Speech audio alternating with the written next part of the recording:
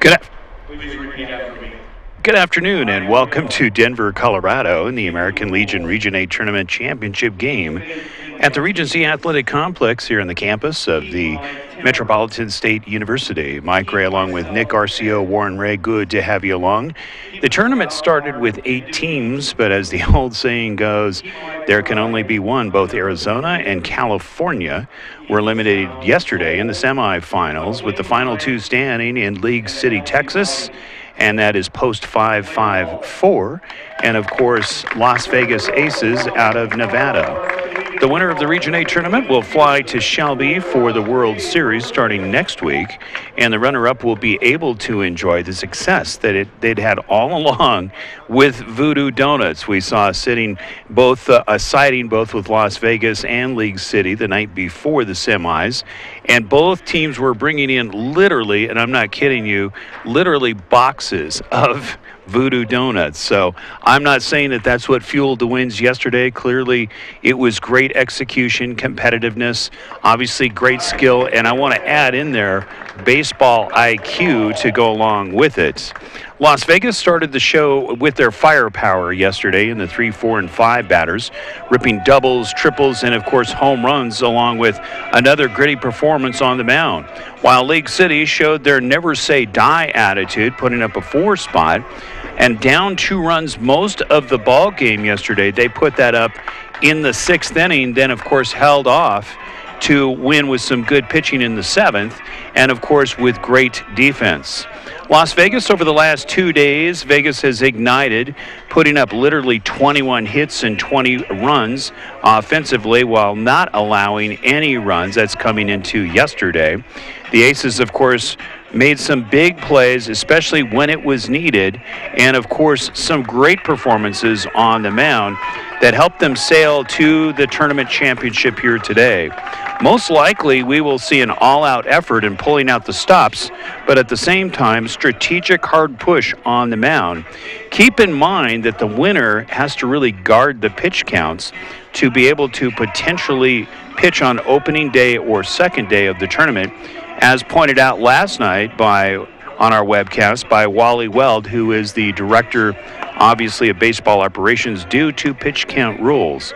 Both teams are known for a powerful offense that can start quickly and can hit the long ball and spray the gaps. Pitching really will be the key today for victory. Both teams will need to mix locations, keep the ball down. That's really what's been hurting the teams that are no longer here, getting the ball up.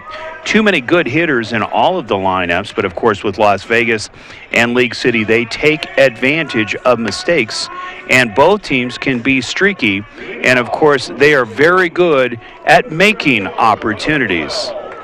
So it's going to be the away team, technically, League City. It's going to be Jonathan McKay. Starting it off, number 12, Joe Villarreal, and Garrett Poston. Good to have you along from Denver. It's the championship here for Region 8 tournaments. On the mound, it's Josh Sharman. First pitch hit to left field, going back about 4 steps. Gutierrez makes the catch for the first out. Sharman pitched a masterful performance early in the tournament. They pitched him about 3.5 to 4 innings, of course, saving him here for today. Really, it's hard to say one or the other is an ace, but I would put Sharman right up there in that category. First pitch to Parker Schmidt is a little bit high. Count goes to 1-0. Good to have you along, Denver. It's hovering around 80 degrees. We're expecting it to get to 93. Next pitch hit up the middle for a base hit. So it's a 1-out single here for League City.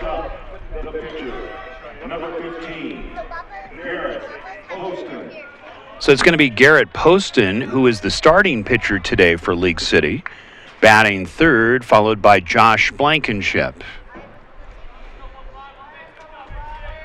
So 1 hit here in the ball game already for League City, top half of the first inning.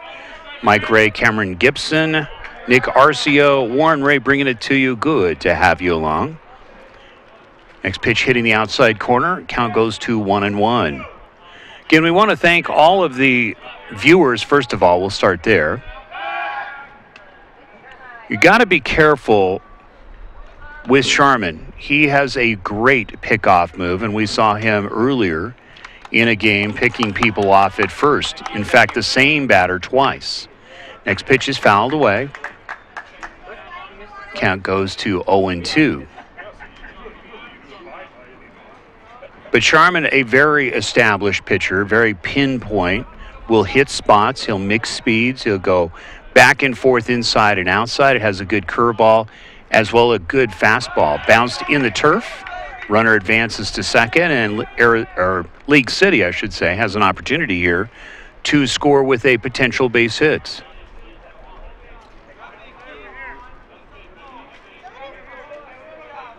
So Garrett Poston, batting left-handed, obviously can get a quick release and get out of the box quickly, depending upon where he hits it. Curveball, that's whacked down the right field line. Base hit, they're going to wave in the runner. And with a one-out single, it's 1-0, League City. Now coming to the plate, the first baseman, number 16, Josh Blankenship. So Sharman hanging that a little bit, and that was just pulled down the right field line for a base hit. There's one out. Blankenship, the cleanup hitter, stepping to the plate.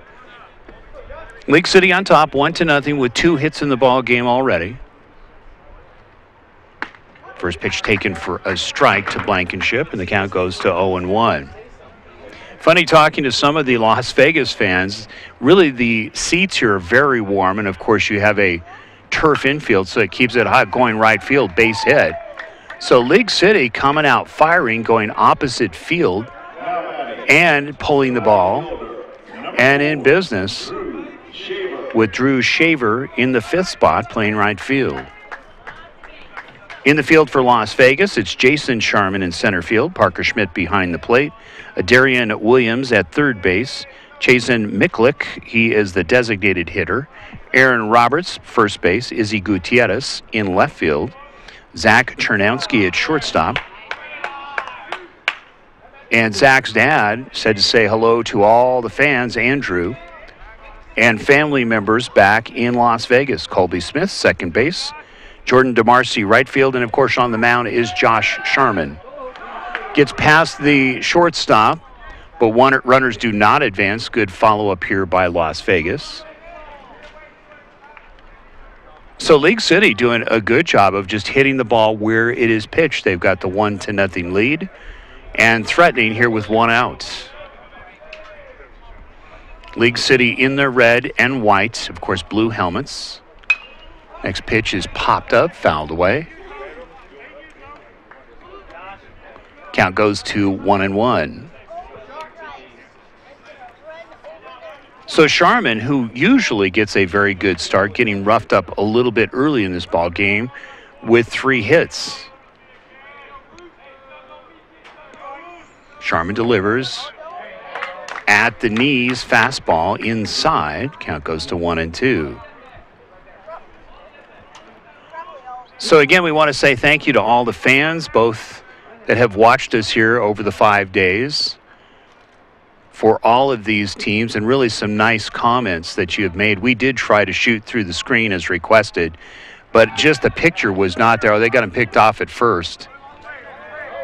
Blankenship going all the way. One of the two will be out. So we'll see which one they pull. It looks like it's going to be Blankenship. So a great move and some baseball IQ by Josh Sharman, getting the second out of the ball game.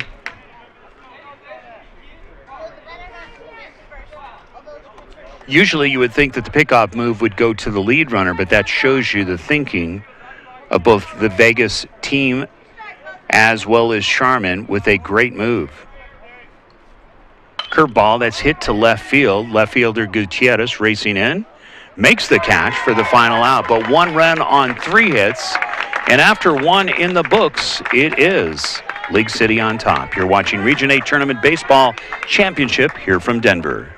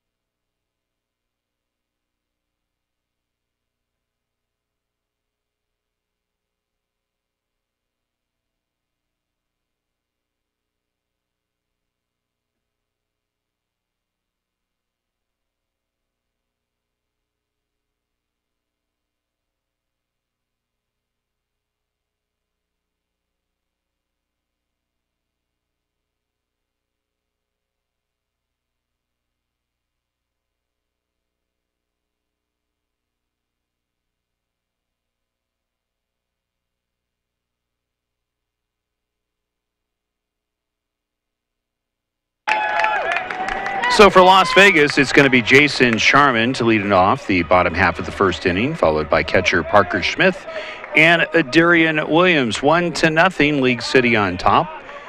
Posting 3 hits early in this ball game against Josh Sharman.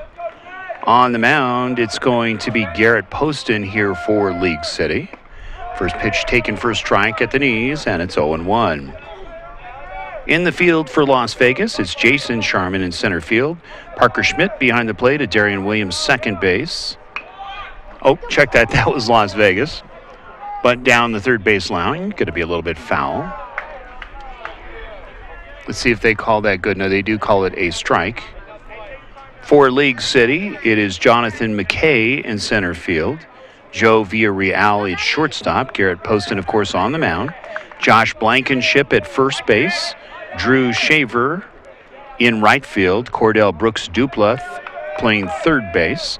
Behind the plate is Alec Lamar. Leo Lopez, who's been catching the last couple of days, at third base today. And it's Brandon Allen in left field. Count goes to 1-1 strike. Early game today. We're used to coming in about 4 o'clock, so still trying to wake this one up here. Missing outside. Count goes to 2-1 strike.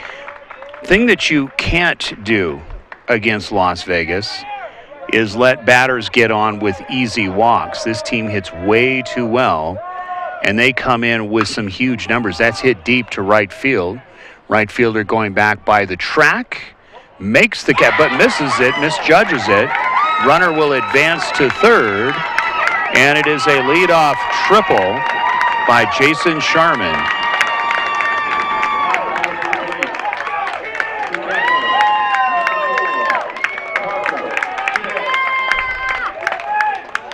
So Jason Sharman hitting it deep to the track, just not able to judge it against the sky.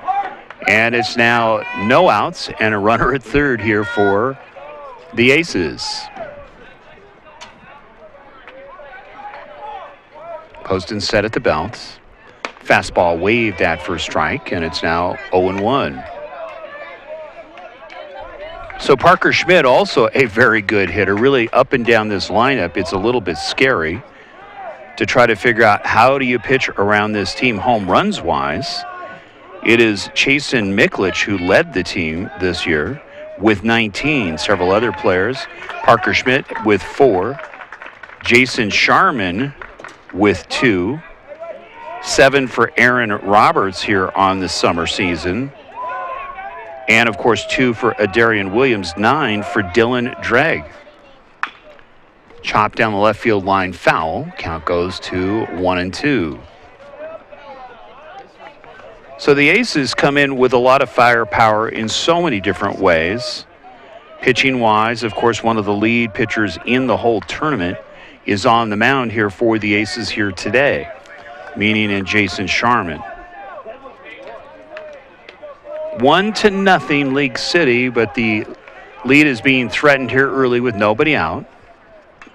Fouled away. Count still remains at 1-2. A lot of these players, as we reported, we'll report it again a little bit later on, already heading off to college after this summer season.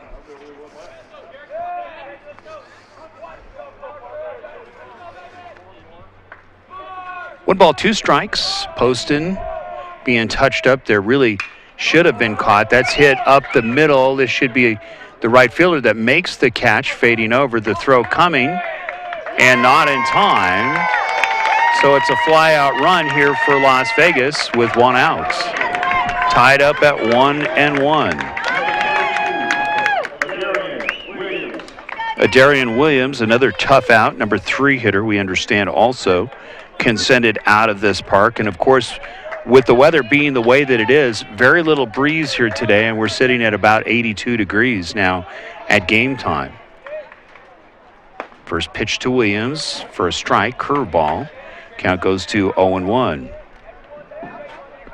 So Williams, of course, as we painted the picture, he is a tough out. For the reason is not only does he have power, but he has speed. Next pitch missing.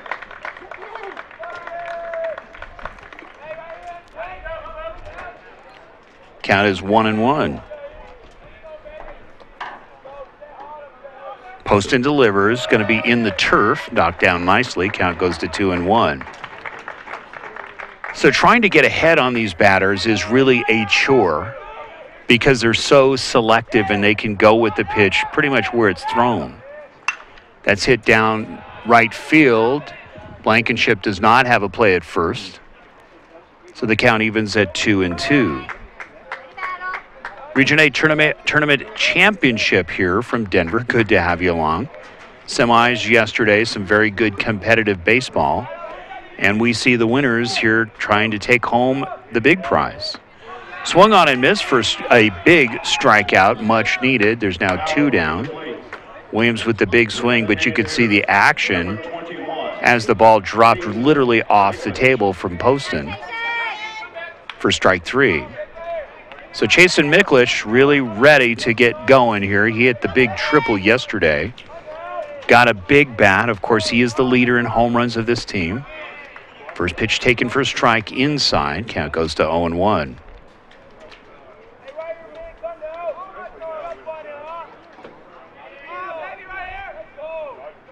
You look up and down the lineup. We're going to give you some numbers here. Next pitch taken for a strike outside corner. And it goes to 0-2.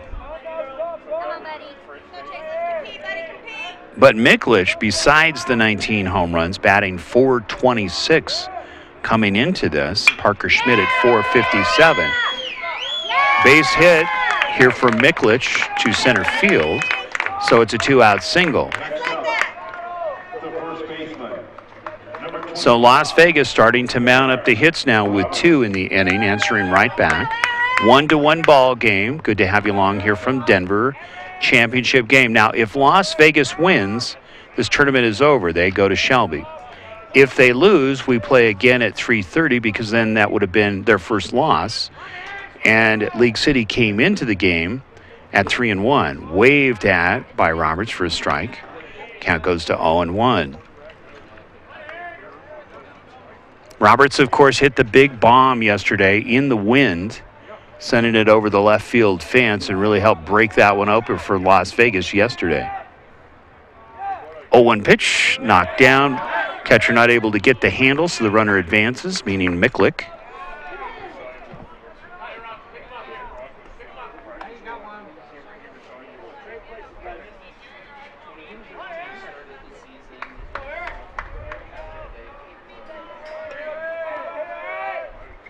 So Poston having to walk the tightrope, as did Sharman early in the first inning. And this has been really a prescription, however you wanted to say it, for the whole game, whole tournament.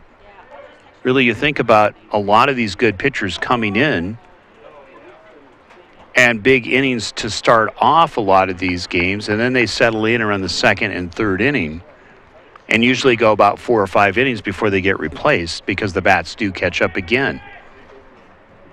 So really it becomes a chess match and a guessing match by both hitters and pitchers. 1 ball, 2 strikes, 2 outs. Miklich standing on second.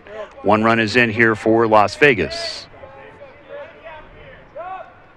Next pitch, and that's hit deep to center field. Center fielder racing back.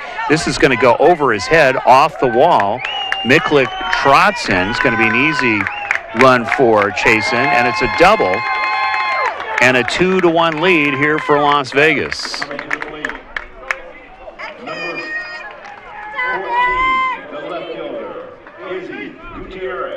So Gutierrez, the left fielder, stepping to the plate.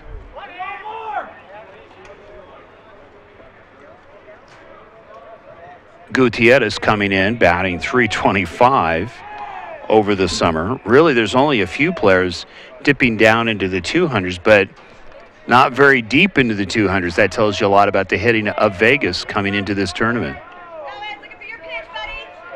2 outs, 2 runs are in. First pitch taken for a strike to Izzy. Count goes to 0-1. Of course, Izzy's set to go off to college as well. If you were watching our post-game interview last night, very good young man, really articulate, and looking forward to some college ball here this coming year. 0-1 pitch, missing outside. Count goes to 1-1.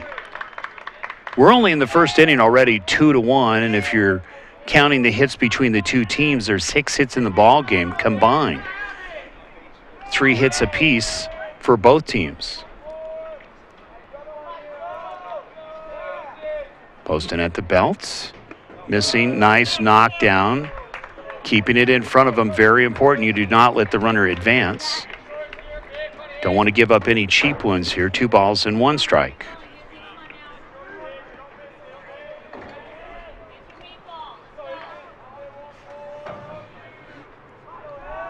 So Poston coming up with a big strikeout, much needed, and then Miklik gets up and hits the double.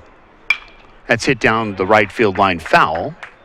Count evens at 2-2. You can watch a rewind or a rebroadcast, whatever you want to call it, of this game. We'll be posting it, of course, on our YouTube site, which a lot of you have found already, and thank you for subscribing to us.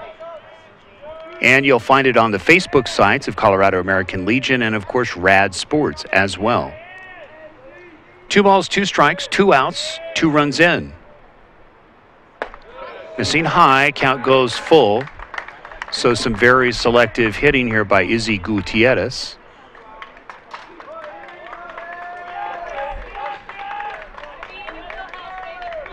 The development of these players, very evident. You can see not only why they lead Las Vegas, but you can see why so many are going off to college in the fall. Full count, fouled away. Count still remains at 3-2. So the chess match is on here between Gutierrez and Poston. Of course, jokingly powered by Voodoo Donuts. These teams are awesome in their respective leagues, and they've shown it here in the tournaments so far.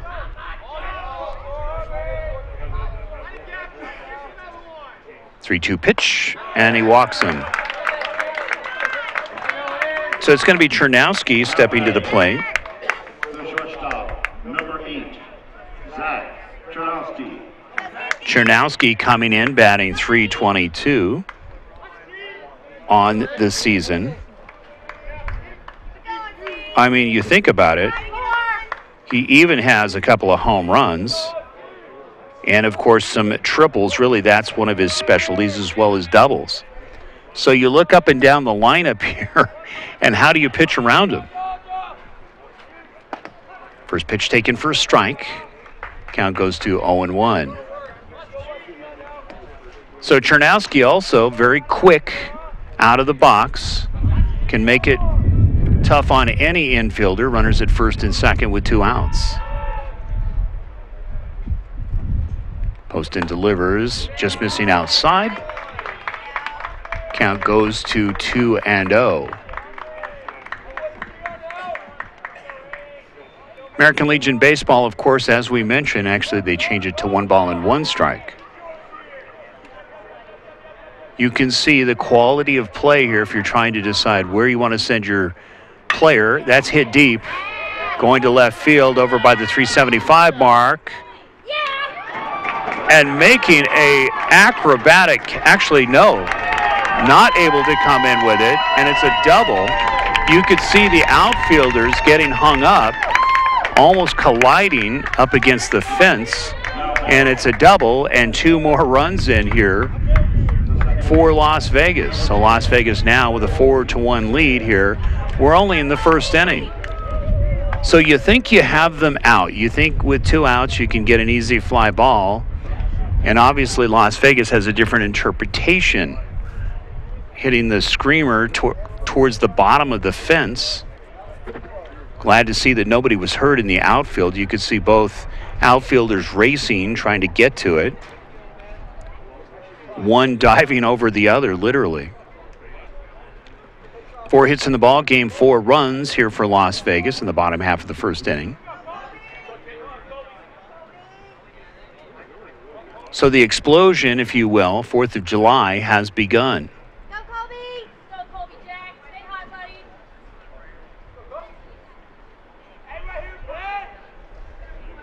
Las Vegas with the only home run of all the teams in this tournament, and that was yesterday with Roberts. Poston delivers inside. Count goes to 1-0. So Smith now with an opportunity, still 2 outs, trying to get that elusive out. Colby Smith stepping in at 375. Also very quick, very tough to get out on the ground ball. The good news for them, that's hit, going to be a base hit going opposite field. They're going to wave in the runner, plenty of speed. Here comes the throw. Is it in time? No, it's not. Aces add another one to the board, and it's now 5-1. Now batting, number 13, the right fielder, Jordan DeMarcy. Let's go, Jordan DeMarcy stepping in, batting .288 on the season, hovering around 300. Left-hander, of course, will be fast out of the box as well. League City, of course, has a very good fielding infield and good arms. We've seen that throughout the tournament. Playing up, looking to try to get that elusive out. Looking bunt. Poston's going to come up fire, get the third out. But the damage is done, literally. After 1 in the books, 5 hits, 5 runs for Las Vegas. 3 hits, 1 run for League City.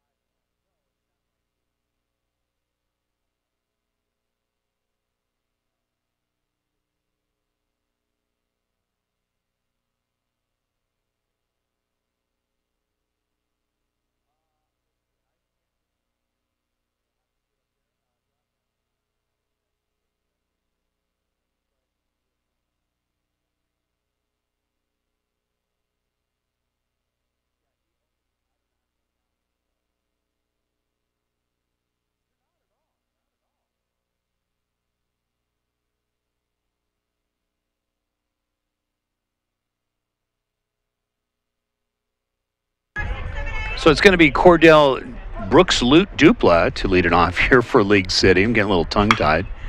High chopper down the third baseline, foul. Count goes to 0-1. So really you think at the very beginning of this with League City opening it up with 3 hits and a run, you're thinking, wow, they could run away with this early. Getting to Josh Sharman, which really kind of surprised us. Sharman getting touched up as quickly as he has. But then you see the explosion of Las Vegas with 5 hits and putting it over fielders, meaning left fielders and center fielders, and Poston getting touched up for 5 hits. We're sitting at 5-1. Fouled away, count goes to 1-2. Championship baseball here from Denver. It's Region 8 Tournament Baseball. The winner heads to Shelby. They get a little time to enjoy it a bit for a day or so, and then they head off to North Carolina for the World Series. Of course, 7 other regions will be attending that, along with the winner from here. Next year, of course, we understand that the Region 8 tournament will be held in Fairfield, California. It's been here for 4 years, 2 years in Boulder, and the last 2 years here in Denver. Next pitch hit. Right fielder ranging over center fielder coming over. It's going to be the center fielder in right field making the catch for the first out. The catcher, number 23, Alec Lamar. Alec Lamar stepping to the plate. Lamar doing a good job behind the plate here for League City, knocking balls down, trying to keep runners from advancing. Top half of the second inning. Good to have you along here from Denver. 5-1 Las Vegas. Swung on and missed for strike one. So teasing him with that high fastball outside is Josh Sharman. You can see starting to get into a rhythm here. As we mentioned, that's been kind of what we've seen throughout the tournament with a lot of these pitchers, getting roughed up early and then settling in. Hit up the middle, going to be a base hit. So a slow roller up the middle with one out, and League City back in business. That's the way they started last inning. There was one out, and then got the base hit, and then, of course, two more hits, and, of course, a run across here in the top half of the first inning for the guys in red. Very important here for League City to make some noise early. First pitch taken on the inside for a ball, and it's now 1-0. So Leo Lopez, who has also done some very effective catching, playing third base, takes a ball. That's hit deep. Left fielder Gutierrez raising over, and you could see making the sliding catch for the second out. Great range by Izzy Gutierrez to make the catch. So Brandon Allen now stepping to the plate.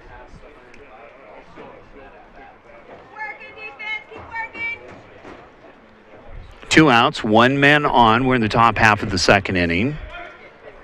Of course, a lot of the fireworks that happened for Las Vegas happened with two outs in the last inning.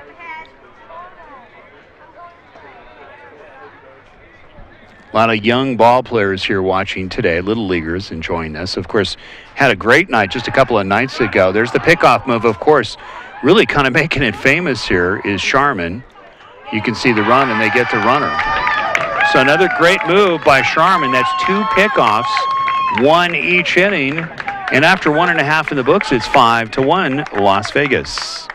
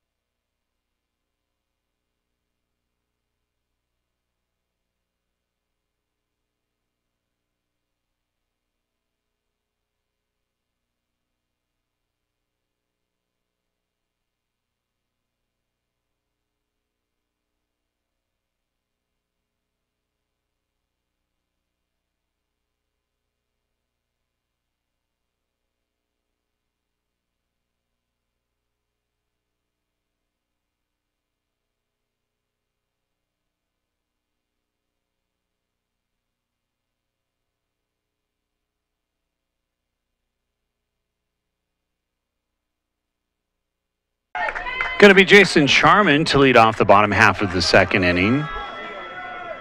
Part of the dynamic duo of Sharman brothers, one with the bat, of course, one on the mound. Light rail, of course, screaming in the background.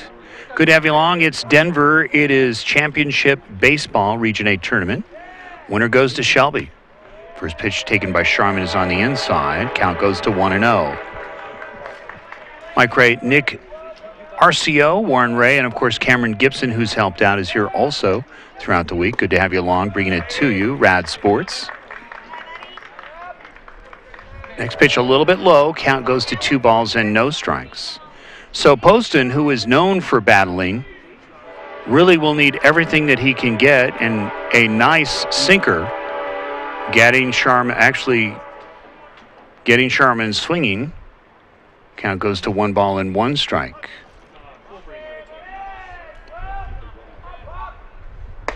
Missing a little bit high and outside. Count goes to 2-1. So a team that clearly bats in the 300s as a team in Las Vegas, several in the 400 range, is one that you have to be careful with, as you can see Poston doing, walking the leadoff batter. Parker Schmidt, another dangerous batter, followed by Adarian Williams, and then, of course, Chasen Miklick. I kind of chuckle when talking, as I mentioned earlier, when parents saying it is warm out here in Denver in the 80s, but again, you got a lot of reflection and turf, and they're used to their ball players playing in the hundreds. I said, oh yeah, this is nice and cool. We do expect by the end of this game it'll be in the low 90s, so maybe we'll have kind of a chance to be closer to their comfort level. Next pitch going to be low. Knocked down nicely. Lamar doing a good job. Again, keep in mind, as we painted the picture earlier in the several webcasts ago, the ball really bounces here, and if you're a catcher, you really have to react quickly, especially when it's on a hot turf.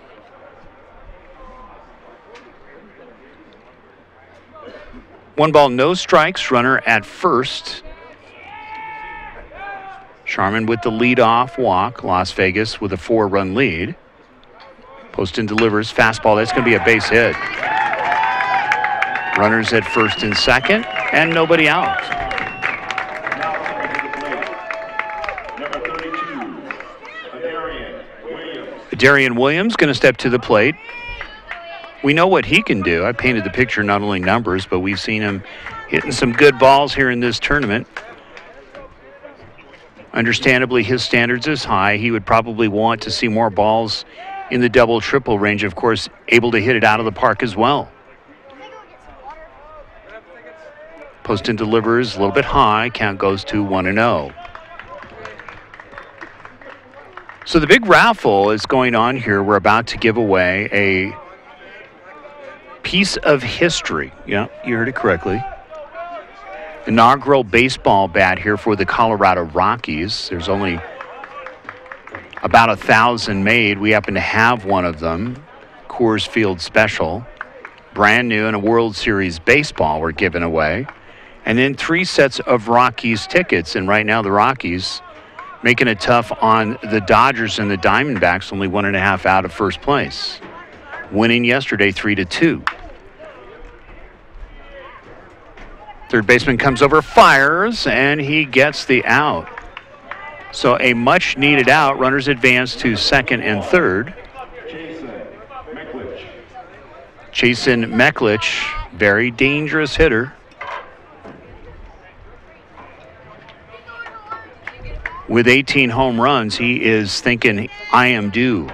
This is the perfect day to do it. No breeze coming in from left field. Even if there was, he's got plenty of power to send it anyways. 1 out. Runners at second and third. Base hit will score 1, if not 2. First pitch taken for a ball, and it's now 1-0. Understandably, Poston going to be careful here.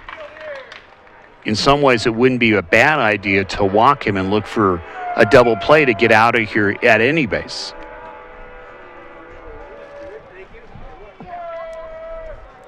One-0 pitch, going to be high. Count goes to 2-0. So we will be announcing here, not only on the stadium, you don't have to be here to win.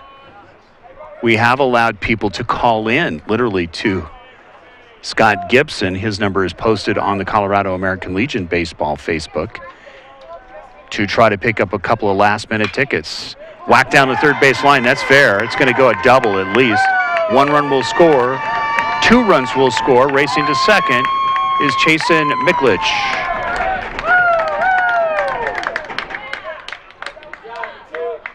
Seven hits in the ball game here for the Aces. Now it's a 7-1 ball game. Aaron Roberts, we saw dangerous yesterday, stepping to the plate, and you can see Ronnie Oliver at the steps trying to decide what he wants to do with Poston. We're not sure on the ruling on a championship game. We know that in the semis, you can get 10-run ruled by the 5th inning. That's hit. It's going to be a lazy fly ball to left field, and it's going to drop for a base hit.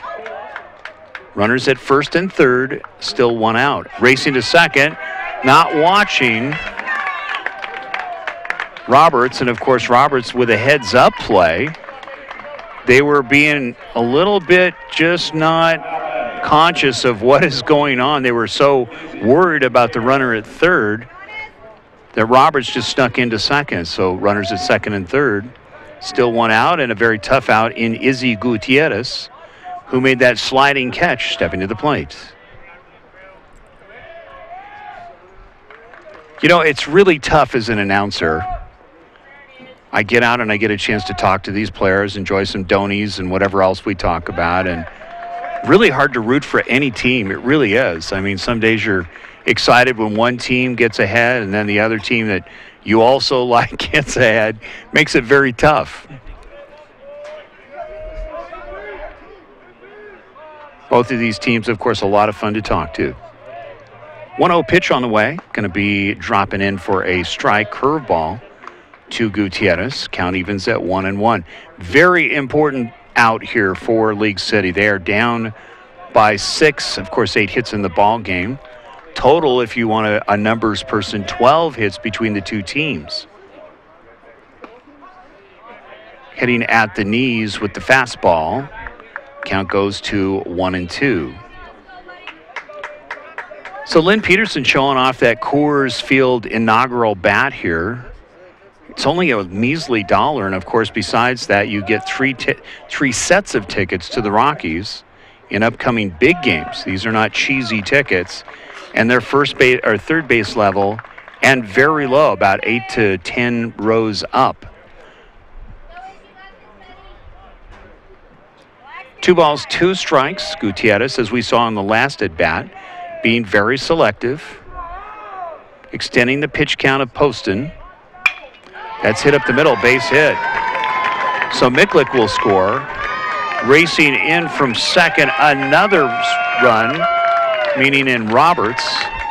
And now it's a 9-1 ball game, and Poston in trouble. So Oliver, I'm watching Coach Oliver here from a distance, and you can see pitch count wise, Poston in the first inning had 35 pitches.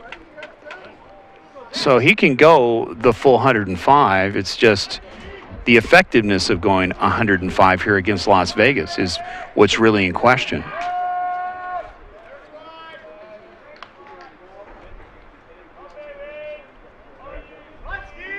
Zach Chernowski, the shortstop, looking to keep this one rolling. Taking a strike on the outside corner, and it's now 0-1. So nothing wrong with the way, if you think about it, what Poston is doing, usually getting first strikes on the first pitch. It's trying to just keep it in the ballpark, literally, or in the infield.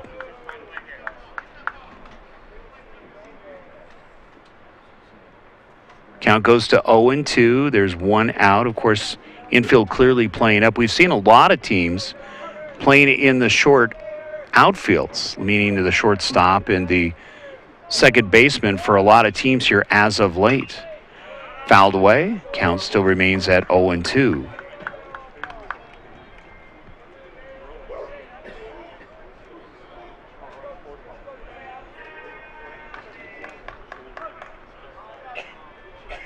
Gutierrez at first, getting a pretty good lead. Threat to steal. That's hit. It's going to be a tough play at short in the hole. No play, and it is a base hit. So we see some relief pitchers warming up, and we see Oliver coming out. That may be it. Colby Smith, who pitched the other day, had a great ball game here for Las Vegas. And that may be it for Poston, of course, really battling. Yep, handing the ball off to Coach Oliver.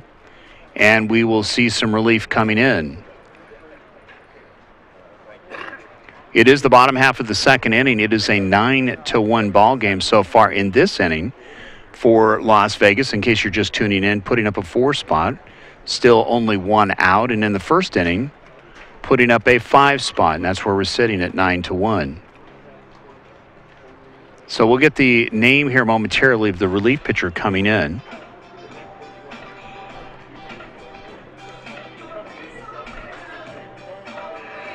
Colby Smith, of course, a very effective outing. We're going to take a short break due to copyright music laws. You're watching Championship Baseball here from Denver.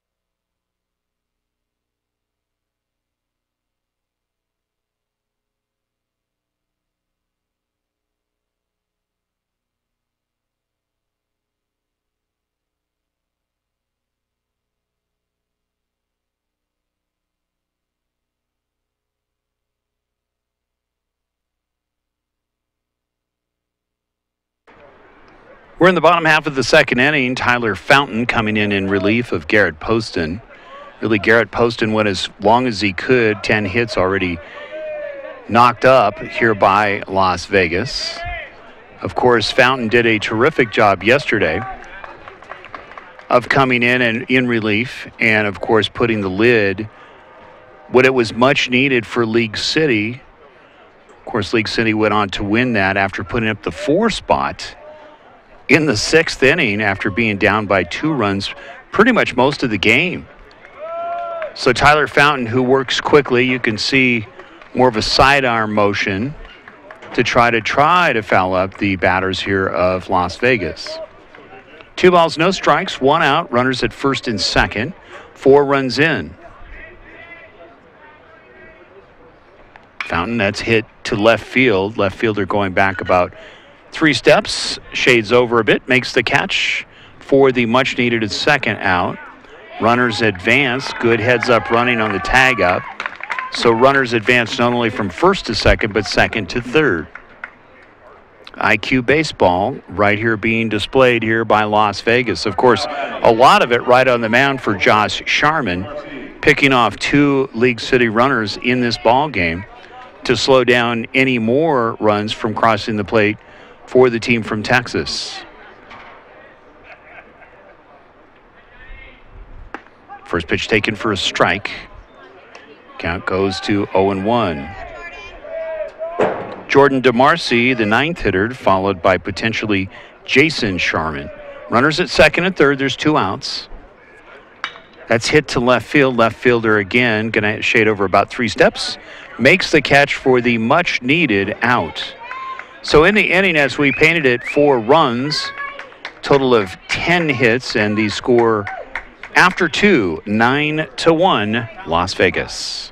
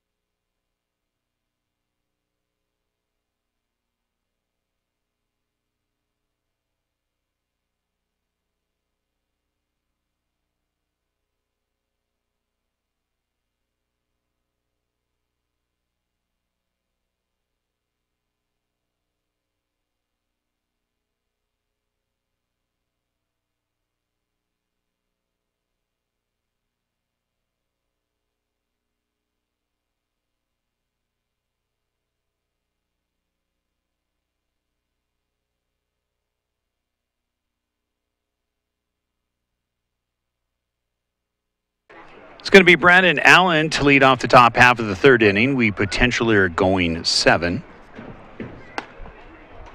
First pitch delivered by Sharman. It's going to be a ball, and it's now 1-0. But Sharman now with a huge pad and really doesn't have to be as careful as he was. That's hit to center field.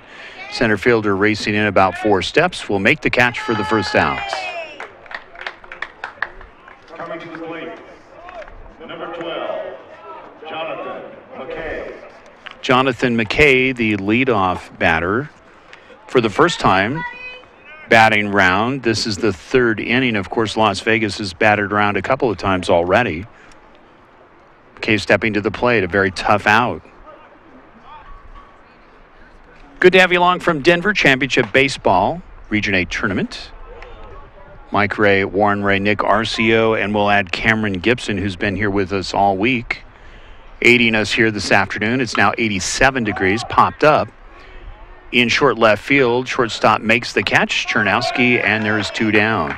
So some quick work here being displayed by Josh Sherman. Not surprised that he would get into the rhythm. Number 8, Joe. Had a chance to talk to him a couple of games ago in post-game. Very intelligent and really enjoys the ball game. Said he loves the sunsets here in Denver and the skyline. Sharman misses inside. Count goes to 1-0.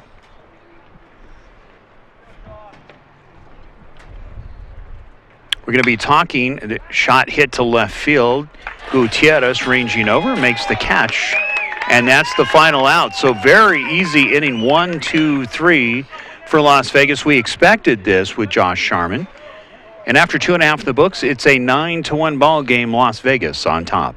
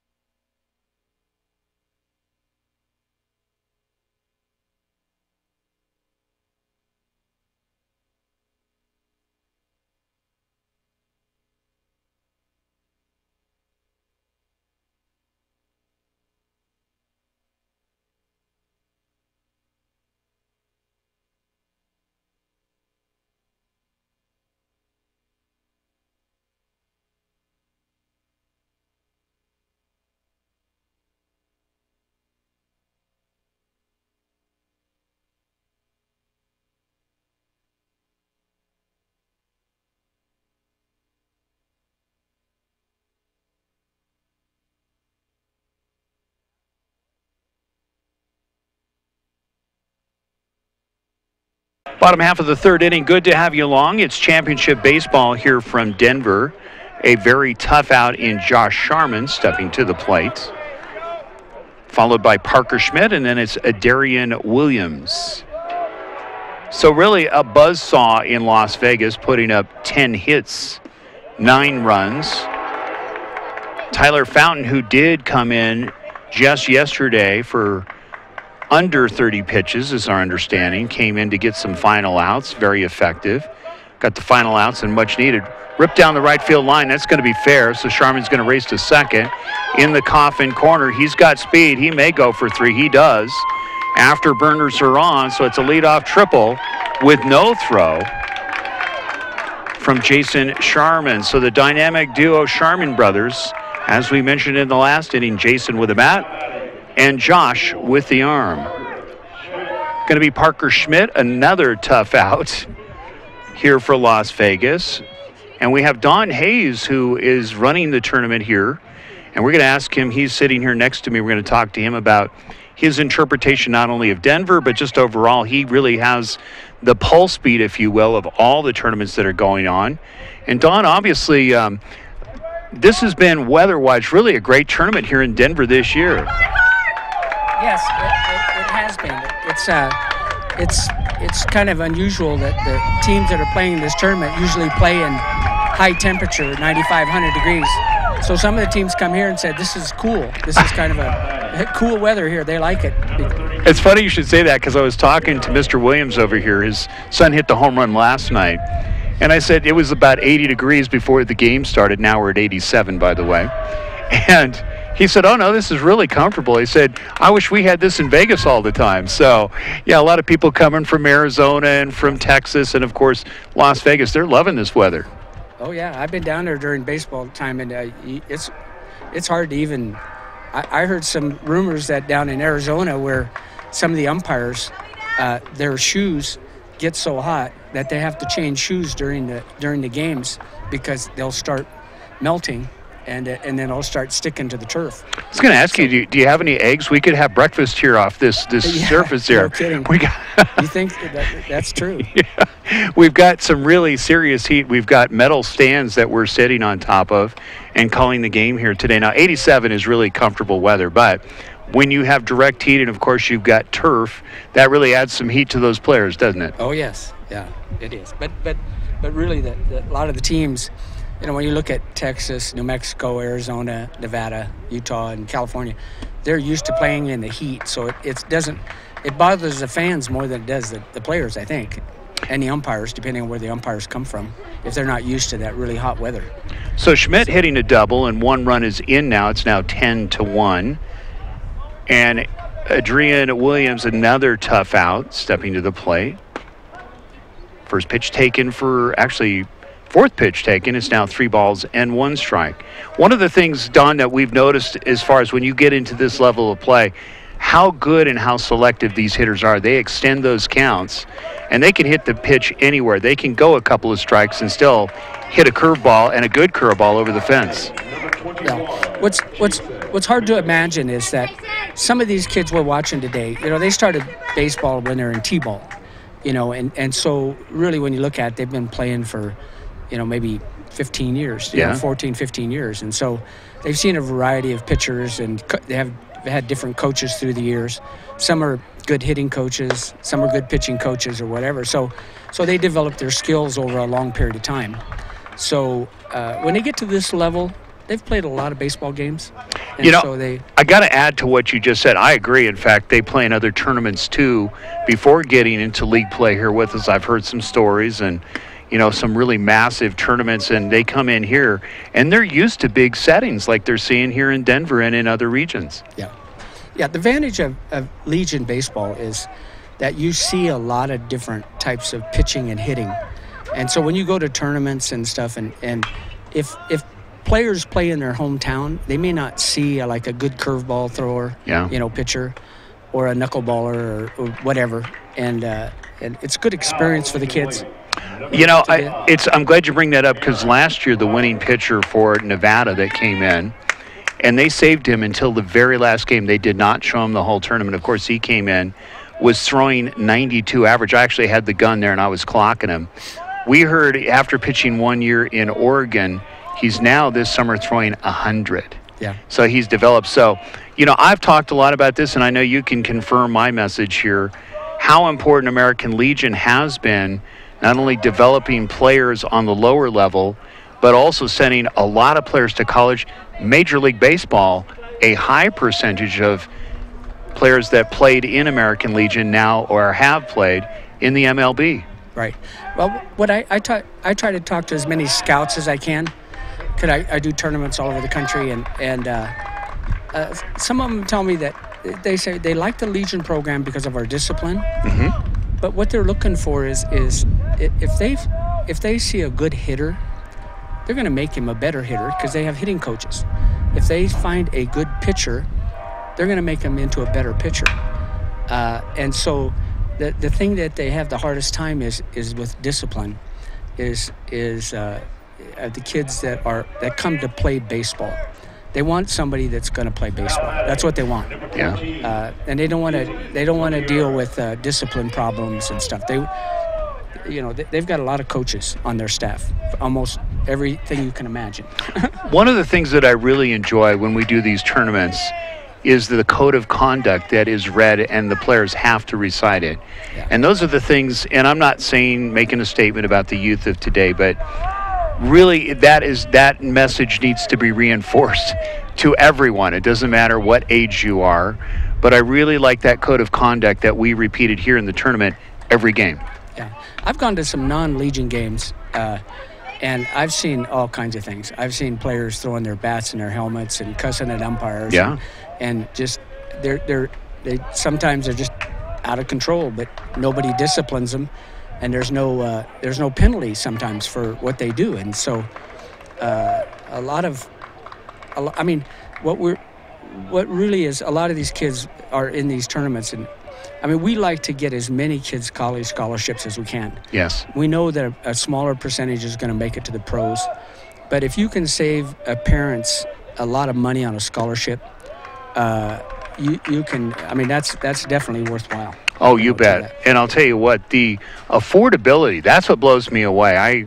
My dad, by the way, I never told you this, my dad played American Legion baseball in Tucson, Arizona in the 30s. Whoa. And he spoke very highly, loved Legion baseball, and he actually, from Legion, went right into the Tigers organization way back in, it would have been late 30s into the 40s. Yeah. So, we see that same message of discipline. We see that, and I know, just like you, not only do some of the kids throw bats, but I've seen parents getting into brawls outside of American Legion tournaments, almost as rowdy as the kids playing in the games. Oh, yeah. Yeah. Gutierrez, good.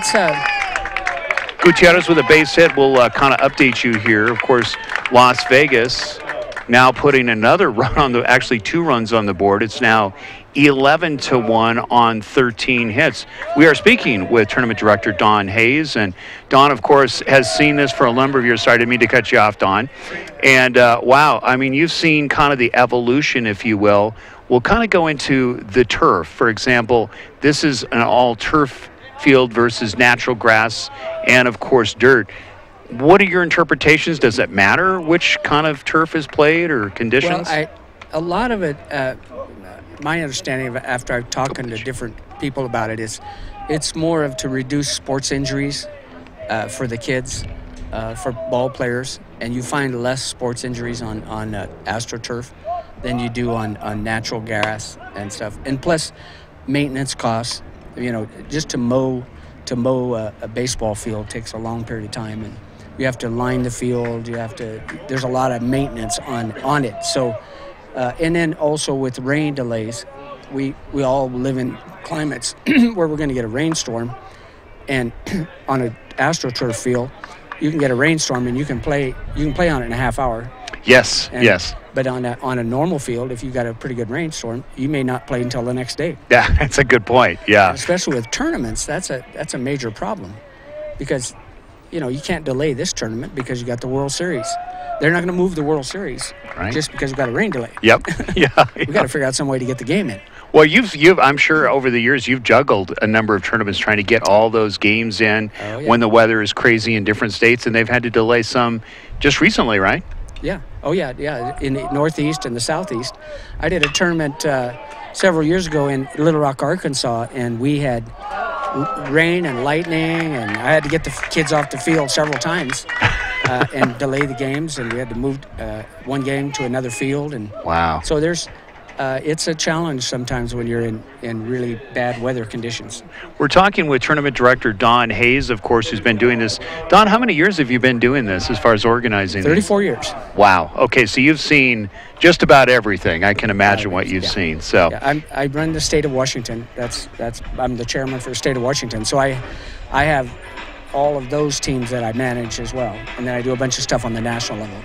Well, that's fantastic. Great work. Thank you so much for hanging out here in a warm booth. But Thanks for if you want to come back and talk some more, of course, open mic for you anytime. Sure. And we're just finishing up 3 here. It's an 11-1 ball game. Las Vegas on top.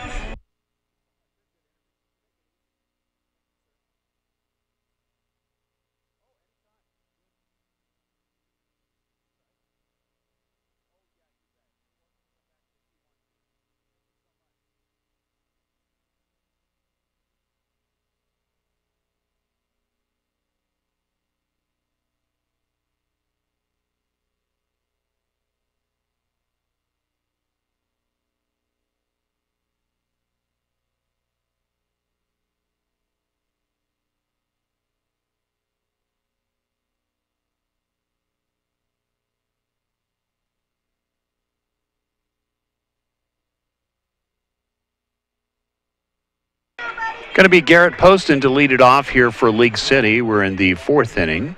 Top half of the 4th inning. 13 hits, 11 runs for Las Vegas, and it is 4 hits and 1 run for League City. Sharman hitting the first batter. So nobody on and 1 out, catching one on the thigh. Fortunately, with 87 degrees, it's a little easier to take one for the team, but it never feels good, of course.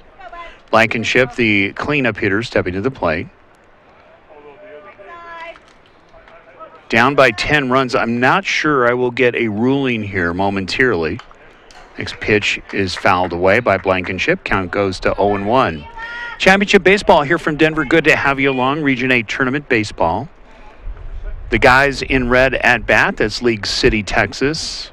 Very spirited and fun team to be around. And a very accomplished team out of Las Vegas in the Aces. Also a lot of fun to talk to as well. On the mound is Josh Sharman, doing a good job of keeping the lid on the hitters here for League City. Of course, in the first inning, League City came out with 3 hits in a run, and we thought we were going to be off to the races. But Sharman now settling down in the last 2 innings, putting the lid. And, of course, let's add some good heads-up plays by the defense. And, of course, Sharman with a couple of pickoff moves in each inning. Slow roller foul. Coach Oliver over there to make the play. Attaboy. Still got it, Coach. 1 ball and 2 strikes. Blankenship really needing his bat here to try to ignite the guys from Texas. We had a little contest, I'll tell you this in momentarily, but you can guess what it's about.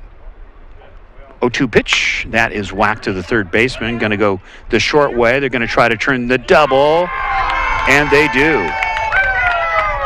So a beautiful play. How do you stop it, right? Started off, of course, by the third baseman, which is Adarian Williams, went to second, and they turned it beautifully to get the double play. There's 2 outs. Pitch count low for Sharman. We don't have the totals yet. We'll get that for you. But he is breezing. Granted, League City has been hitting the ball hard. Sometimes hitting it at players, as we saw there, setting up the double. But baseball IQ up here to a higher level here by Las Vegas. Not saying that League City doesn't have it, but Las Vegas really thinking it through here. And they've got 2 outs with 1 ball and 1 strike. It's going to be to the third baseman again. Comes up firing and gets him for the 3rd out. 1-2-3 inning here for Vegas. They lead 11-1 after 3.5.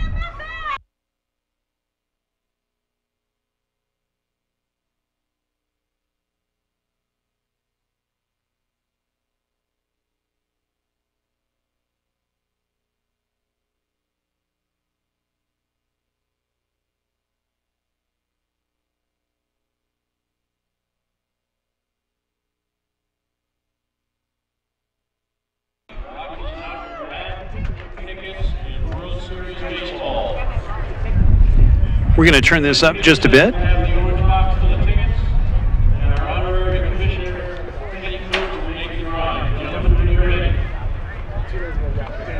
So they're going to give away the inaugural bat and World Series ball and 3 pairs of Rockies tickets. That's why I turned this up a bit. The inaugural chairman going to pull up the winning ticket here. This has been going on for a couple of months.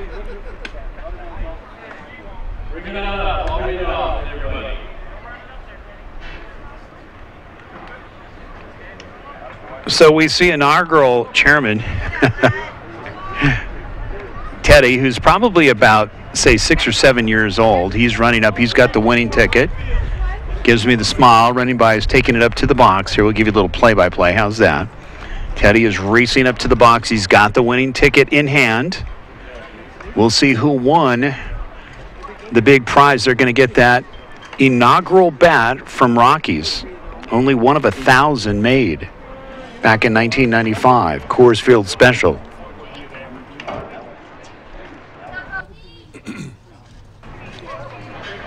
So we're waiting for Wally Wild to determine.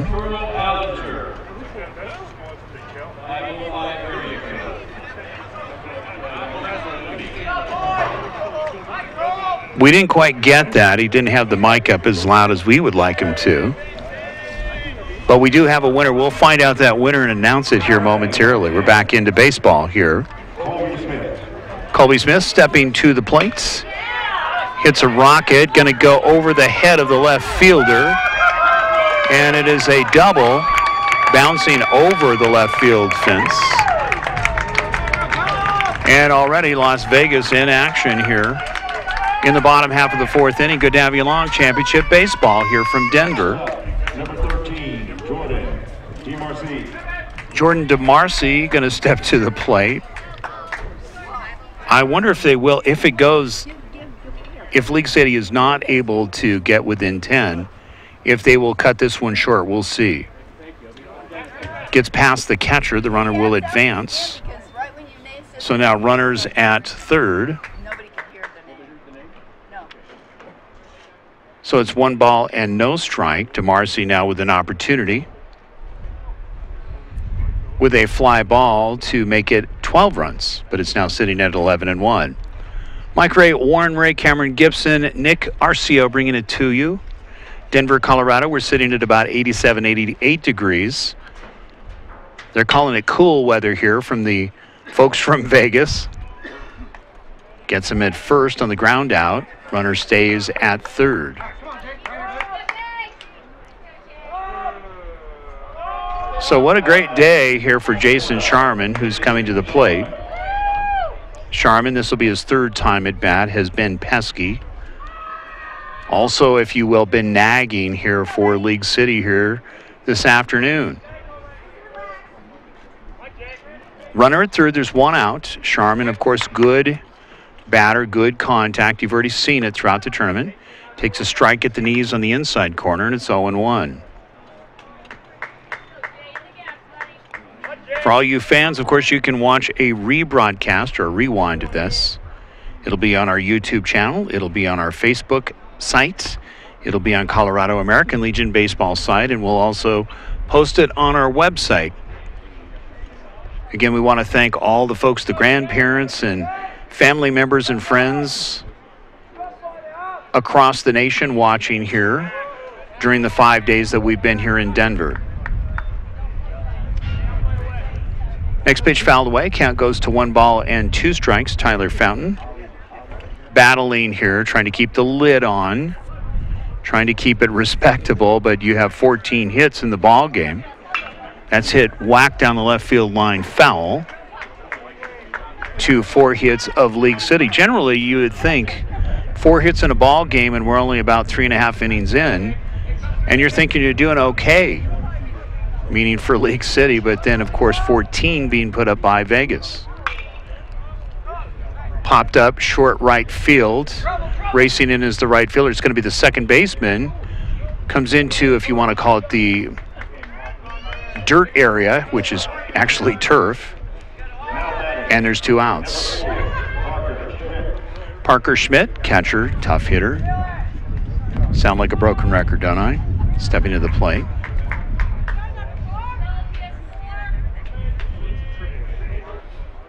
A lot of fun seeing this team Next pitch, it's hit to the left fielder, ranging over. It's Haslam, and he makes the catch. And it's 3 outs. So a good inning for Tyler Fountain. Even though there was the leadoff hit there, but of course no runs advance over the plate. So after 4 in the books, it is a 11-1 ball game. Las Vegas on top.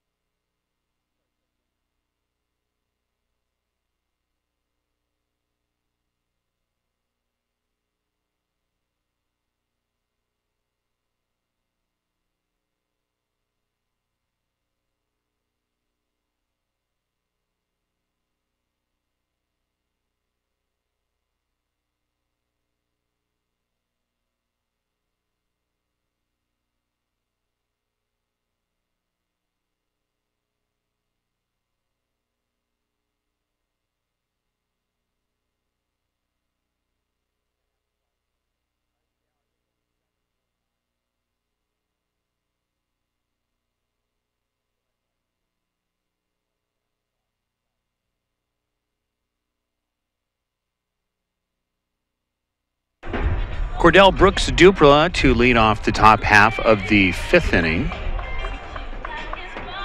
Good to have you along from Denver. Championship baseball. We just found out that the ruling is that if you have a 10-run lead after 5 innings, this game could be over. So technically, if League City does not get within 10, this game could be over after this at-bats. We're in the top half of the 5th inning. Time now here in Denver is now 1:22. Missing outside. Count goes to 1 ball and 1 strike. Josh Sharman with 41 pitches in this ball game in the 5th inning. Missing outside. Count goes to 2 balls and 1 strike. So despite having the big 10-run lead at this point, that's hit to center field. Center fielder racing back. About 10 steps, makes the catch for the first out. But you can see Sharman, that shows you his discipline. I mean, you think about it. He could get out of focus by thinking, okay, I've got this huge lead, and really just pitch batting practice. But you can see still being careful in the 5th inning with a huge lead. That tells you a lot about the IQ again of Josh Sharman. 43 pitches in the ball game here for Josh. There's 1 out. First pitch delivered for a strike to Alec Lamar, and then it's Leo Lopez. There's 1 down in the 5th inning. Set at the belt. Fastball. That's hit, fouled away. Count goes to 0-2. Good to have you along here from Denver. Championship baseball. Winner goes to Shelby. And that is the big boy setting, as they say. That starts next week. That will be covered on ESPN. So we bow to ESPN. That is a beautiful ballpark. We hear it draws up to about 100,000 in that tournament. Next pitch, waved at. Count goes to 1-2. So I'll tell you a little bit about the challenge that I had with one of the players. I'll keep him silent here. Hit down the left field line, foul. Count still remains at 1-2. So, as you know, we've been talking about this all week long about Voodoo Donuts, of course. And there was literally two buckets of donuts brought to us on opening day. So we were giving them out to players, and of course, League City did not get donuts. For some reason, they missed out. So one of the players, I challenged him on one of the donuts that they have, and it is a very tart donut. I mean, it's sweet, it's tart. It's called Mango Tango. Missing in the turf. Count goes to 2-2. So I challenged him last night. I said, I'll tell you what. I said, I'll get you some donuts. I want to see you eat a Mango Tango, and trust me, this thing is really tart. It's like on roids, basically. And I said, I want to see you eat it without drinking anything. Next pitch going to be a little bit high. Count goes to 3-2. So we're in the hotel. We bring the donuts in. I won't say the player's name. I think I heard him throwing up this morning. Just kidding, of course, there. Takes one bite, and he went down swinging.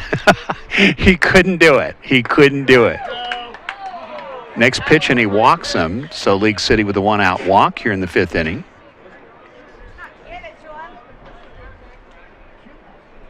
So who knows? I know they were taking videos of this. So you might find it on one of the League City's Facebooks here one of these days. So Jacob Long going to step in on a pinch hitting role here for League City. Runner on first in Alec Lamar. Long takes a strike on the inside corner, and it's 0-1.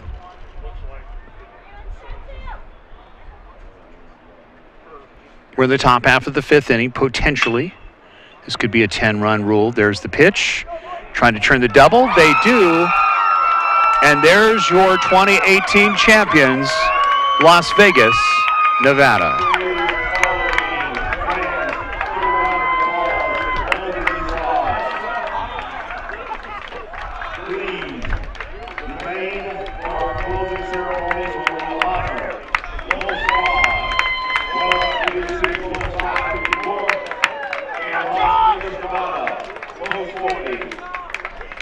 Final stats on the ball game for Las Vegas: 14 hits, 11 runs. And for the runners-up, of course, a great tournament by League City, Texas. 4 hits and 1 run, and no errors in the ball game posted by the team. So IQ's up. You just saw, really, it was a hit fest. And really, we thought it was going to be a hit fest on both sides, starting it off in the 1st inning. As you see the players shaking hand, it was League City that opened up with 3 hits in the 1st inning and 1 run. And then the 5 spot put up on 5 hits by Las Vegas. And then really the beat started. And I mean, it was a huge beat here for Las Vegas. Next inning put up another 6 hits, 4 runs. The following inning, meaning the 3rd inning, put up 2 more runs. Really, in the 4th inning, that was the first time that they had been blanked by Tyler Fountain.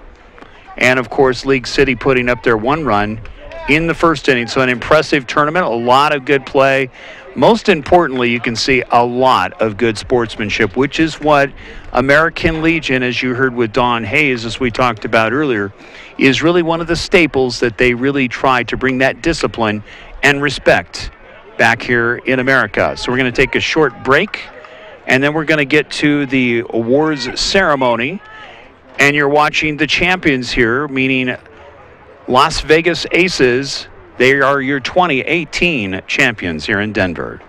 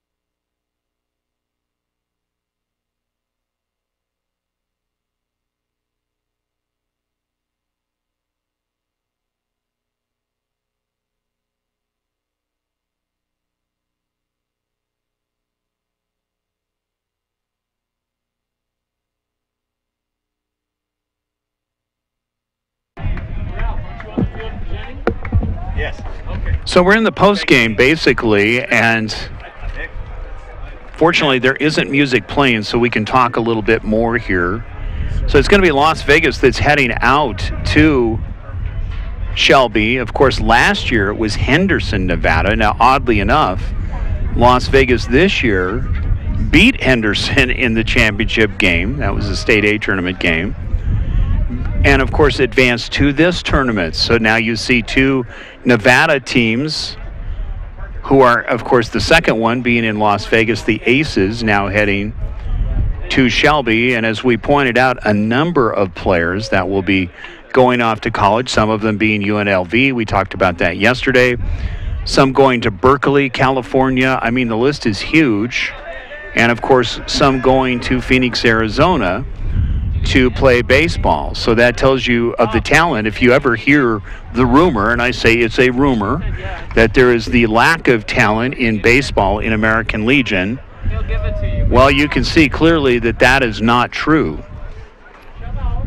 A lot of great baseball IQ and, of course, skills, athleticism, and more importantly, good sportsmanship. There were no problems whatsoever. And I can tell you, as I went and talked to people throughout, basically there was a lot of sirs and thank yous and just really good attitudes. Really impressive to see all of these players. We'll list the states again. It's New Mexico, Arizona. Of course, we've just saw Nevada, League City, two from Colorado, meaning in Fort Collins and Greeley. And, of course, Utah. So, again, some great teams, some great guys. Of course, we started it off with a big banquet here on Tuesday, and what a great time it was. So we're going to go to the ceremony. We have Don Hayes, and we have Paul Grimace, who's the chairman here for Colorado American Legion. You can see him in the navy blue shirt, and then you see to his right, on the camera would be to your left, it would be Don Hayes in the gray shirt and, of course, the navy blue hat and sunglasses.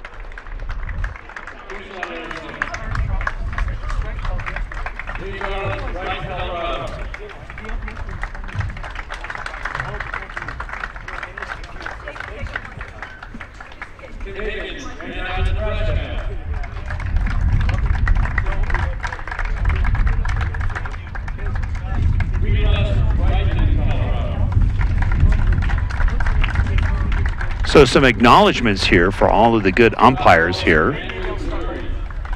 Did a terrific job making some great calls at critical times and really keeping good control here of these ball games that went on throughout the tournament.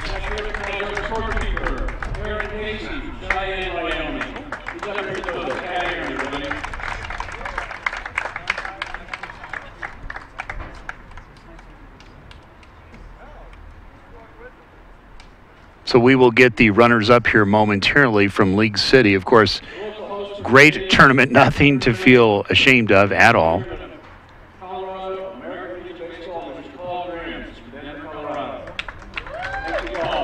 It's Paul Grims there taking a bow, basically. Really did a lot of work with the team here to get this tournament organized.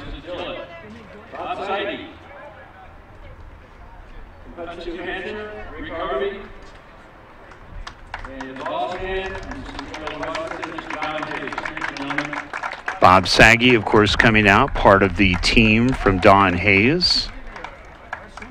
Giving some acknowledgments here, of course, helping keep this organized. Went very smooth this year.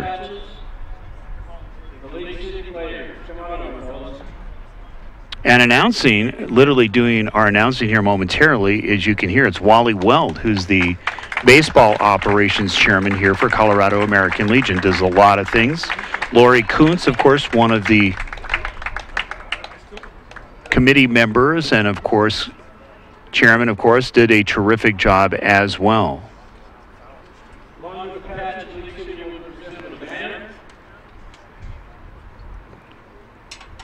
So League City will get some medals, I believe, and then, of course, they will get, yep, there they are. They're starting to hand these out to the different players, of course, the runners-up. They will get a trophy as well. Most likely they will get some T-shirts handed to them as well. Then there will be some awards, some special awards between the two teams. There will be a sportsmanship award, best pitcher, Best Hitter and Most Valuable Player award that will be handed out here momentarily. So you can see the banner here for the runners-up for League City, Texas, Post 554. Thank you for sponsoring these great gentlemen that came here to play here in Denver.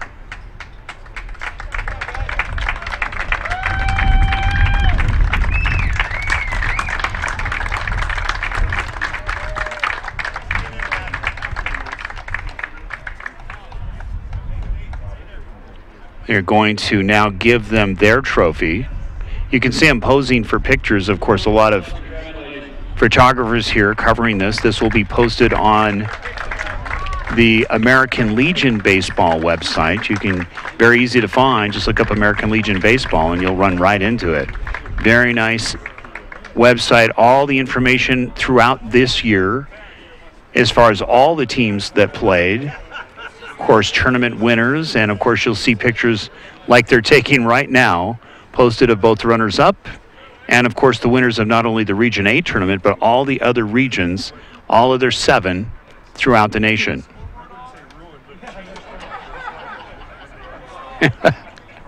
League City is still keeping the smiles up, and they had a good time here, you could tell. Very good sports from League City, Texas. Of course, coached by Ronnie Oliver. A lot of fun to talk to as well. 692 average, 3 doubles, 5 RBIs, 762 on base percentage with a 1.685 ops. He threw out 2 guys from behind the plate and had a 962 fielding average. Congratulations, Parker Schmidt. Parker Schmidt getting acknowledged for his batting average, getting the award. I believe this is the most valuable hitter. He was on fire. You can see him getting the certificate is what they're giving out this year.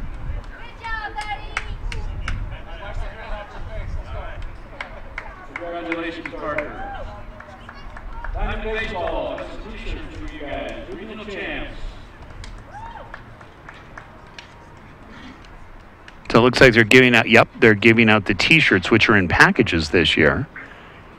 They will get a red regional t-shirt. There's the coach, Popovich, of course, terrific job coaching these young future baseball players in college, maybe even the pro level. You never know.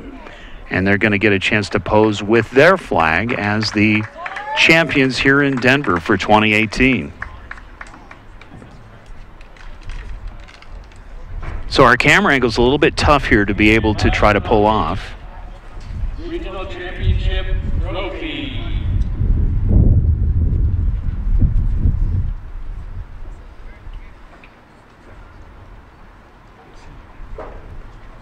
So you can actually see here all of the pictures being taken. This will be posted on the American Legion website. I'm sure that Las Vegas will have this on a lot of their own personal websites and Facebook sites.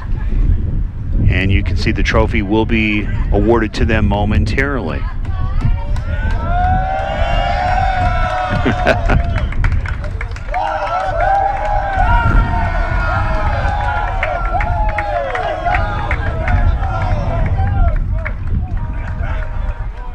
So they're going to get a chance to enjoy this for a day or so, and then they'll head out to Shelby.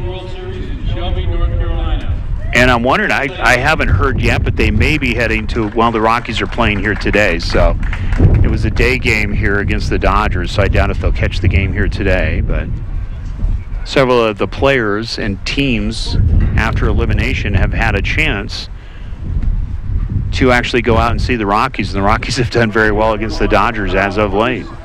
Seasons tournament. Hope you had a wonderful time in Colorado. Please come visit. We love your money.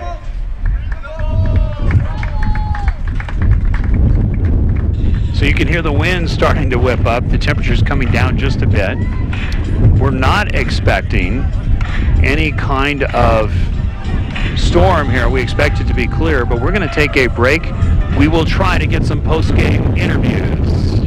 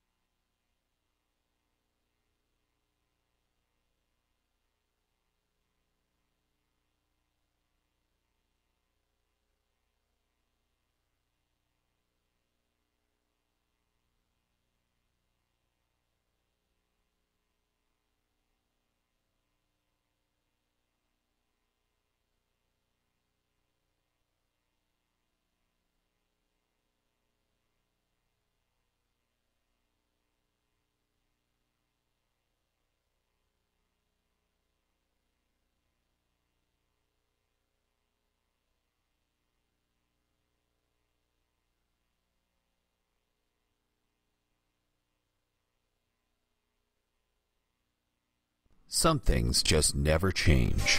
Crazy work weeks, hectic schedules, and hometown traditions. We love our customers at Hayes Market. Hayes Market, a Johnstown tradition since the 1950s, where you can count on the freshest produce, meats, baked goods, and food selection. With great customer service. Hayes Market, proud sponsors of the Roosevelt Rough Riders. Open every day of the week from 6 a.m. to 9 p.m. 970-587-5496. That's 970-587-5496. Some things just never change. Crazy work weeks, hectic schedules, and hometown traditions. We love our customers at Hayes Market. Hayes Market, a Johnstown tradition since the 1950s, where you can count on the freshest produce, meats, baked goods, and food selection. With great customer service. Hayes Market, proud sponsors of the Roosevelt Rough Riders. Open every day of the week from 6 a.m. to 9 p.m. 970-587-5496. That's 970-587-5496. Some things just never change. Crazy work weeks, hectic schedules, and hometown traditions. We love our customers at Hayes Market. Hayes Market, a Johnstown tradition since the 1950s, where you can count on the freshest produce, meats, baked goods, and food selection. With great customer service. Hayes Market, proud sponsors of the Roosevelt Rough Riders. Open every day of the week from 6 a.m. to 9 p.m. 970-587-5496. That's 970-587-5496. Some things just never change. Crazy work weeks, hectic schedules, and hometown traditions. We love our customers at Hayes Market. Hayes Market, a Johnstown tradition since the 1950s, where you can count on the freshest produce, meats, baked goods, and food selection. With great customer service. Hayes Market, proud sponsors of the Roosevelt Rough Riders. Open every day of the week from 6 a.m. to 9 p.m. 970-587-5496. That's 970-587-5496. Some things just never change. Crazy work weeks, hectic schedules, and hometown traditions. We love our customers at Hayes Market. Hayes Market, a Johnstown tradition since the 1950s, where you can count on the freshest produce, meats, baked goods, and food selection. With great customer service. Hayes Market, proud sponsors of the Roosevelt Rough Riders. Open every day of the week from 6 a.m. to 9 p.m. 970-587-5496. That's 970-587-5496. Some things just never change. Crazy work weeks, hectic schedules, and hometown traditions. We love our customers at Hayes Market. Hayes Market, a Johnstown tradition since the 1950s, where you can count on the freshest produce, meats, baked goods, and food selection. With great customer service. Hayes Market, proud sponsors of the Roosevelt Rough Riders. Open every day of the week from 6 a.m. to 9 p.m. 970-587-5496. That's 970-587-5496. Some things just never change. Crazy work weeks, hectic schedules, and hometown traditions. We love our customers at Hayes Market. Hayes Market, a Johnstown tradition since the 1950s, where you can count on the freshest produce, meats, baked goods, and food selection. With great customer service. Hayes Market, proud sponsors of the Roosevelt Rough Riders. Open every day of the week from 6 a.m. to 9 p.m. 970-587-5496. That's 970-587-5496. Some things just never change. Crazy work weeks, hectic schedules, and hometown traditions. We love our customers at Hayes Market. Hayes Market, a Johnstown tradition since the 1950s, where you can count on the freshest produce, meats, baked goods, and food selection. With great customer service. Hayes Market, proud sponsors of the Roosevelt Rough Riders. Open every day of the week from 6 a.m. to 9 p.m. 970-587-5496. That's 970-587-5496. Some things just never change. crazy work weeks, hectic schedules, and hometown traditions. We love our customers at Hayes Market. Hayes Market, a Johnstown tradition since the 1950s, where you can count on the freshest produce, meats, baked goods, and food selection. With great customer service. Hayes Market, proud sponsors of the Roosevelt Rough Riders, open every day of the week from 6 a.m. to 9 p.m. 970-587-5496. That's 970-587-5496. Some things just never change. Crazy work weeks, hectic schedules, and hometown traditions. We love our customers at Hayes Market. Hayes Market, a Johnstown tradition since the 1950s, where you can count on the freshest produce, meats, baked goods, and food selection.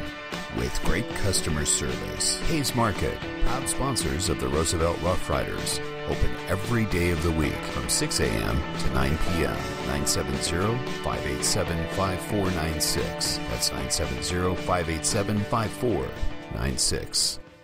Some things just never change. Crazy work weeks, hectic schedules, and hometown traditions. We love our customers at Hayes Market. Hayes Market, a Johnstown tradition since the 1950s, where you can count on the freshest produce, meats, baked goods, and food selection. With great customer service. Hayes Market, proud sponsors of the Roosevelt Rough Riders, open every day of the week from 6 a.m. to 9 p.m. 970-587-5496. That's 970-587-5496. Some things just never change. Crazy work weeks, hectic schedules, and hometown traditions. We love our customers at Hayes Market. Hayes Market, a Johnstown tradition since the 1950s, where you can count on the freshest produce, meats, baked goods, and food selection. With great customer service. Hayes Market, proud sponsors of the Roosevelt Rough Riders, open every day of the week from 6 a.m. to 9 p.m. 970-587-5496. That's 970-587-5496. Some things just never change. Crazy work weeks, hectic schedules, and hometown traditions. We love our customers at Hayes Market. Hayes Market, a Johnstown tradition since the 1950s, where you can count on the freshest produce, meats, baked goods, and food selection. With great customer service. Hayes Market, proud sponsors of the Roosevelt Rough Riders, open every day of the week from 6 a.m. to 9 p.m. 970-587-5496. That's 970-587-5496. Some things just never change. Crazy work weeks, hectic schedules, and hometown traditions. We love our customers at Hayes Market. Hayes Market, a Johnstown tradition since the 1950s, where you can count on the freshest produce, meats, baked goods, and food selection. With great customer service. Hayes Market, proud sponsors of the Roosevelt Rough Riders, open every day of the week from 6 a.m. to 9 p.m. 970-587-5496. That's 970-587-5496. Some things just never change. Crazy work weeks. Play ball!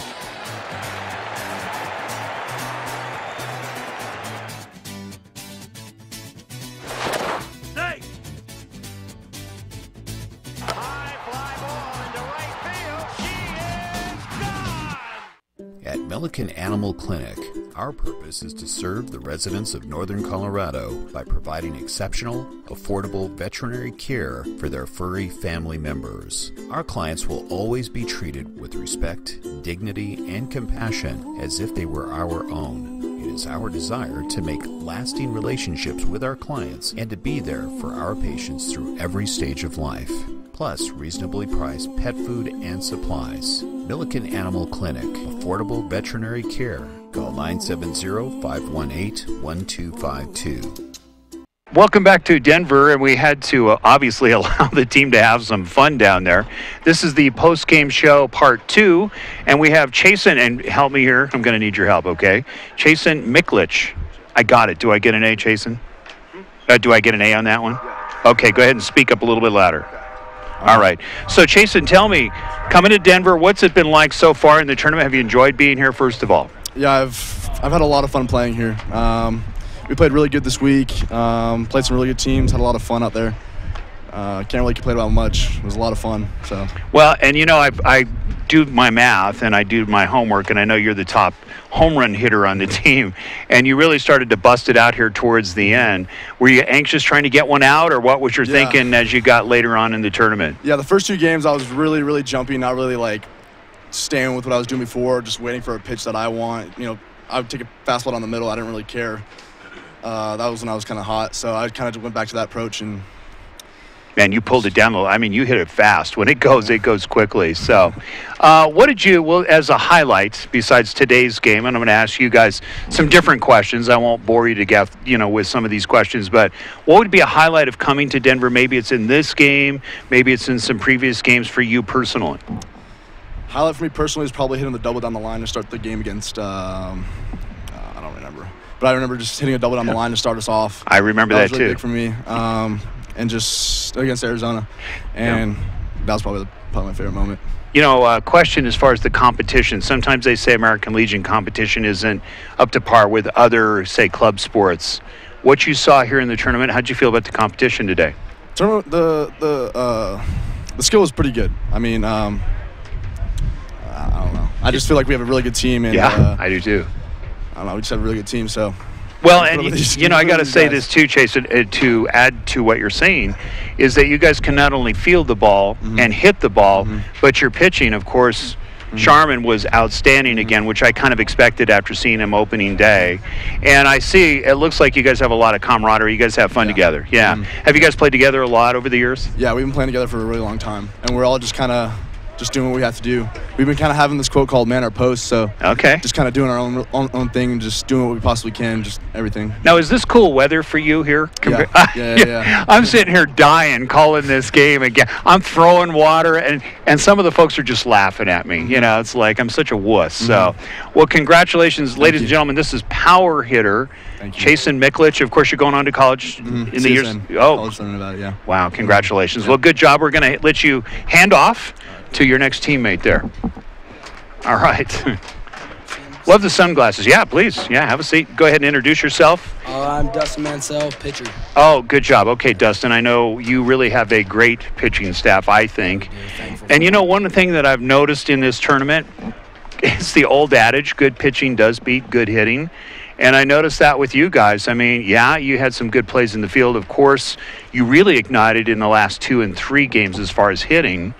But really, your pitching is what really kind of ignited the rest of the team. Yeah, our pitching definitely stepped it up when we needed to. It's definitely special when our offense can have an off day while our defense can pick us up. We can still find a way to get a W. So it's awesome. It's definitely fun. Well, I like the way opening games. It was a close game. I mean, really, you think about the last 3 games, and you guys are just blowing them out now. You guys are clearly in a good place to head off to Shelby, which you got to feel good about. Really more of that complete game feeling. As a pitcher, what are you thinking now after playing here in Colorado, what you're going to be facing at Shelby? I'm just going to have to be smarter with the ball. Competition's going to get nothing but better. Everyone out there is a state champion and a region champion. So I'm just going to have to hit my spots better and let my defense work behind me, not try to do everything myself. So again, we saw Henderson last year, and we covered them as well. And I thought that was a really good team. But I got to say, firepower hitting-wise, you guys are really good. I mean, you can put it up fast. And is this normal for you guys? I mean, I kept calling out batting average after batting average, over 300, into the 400s.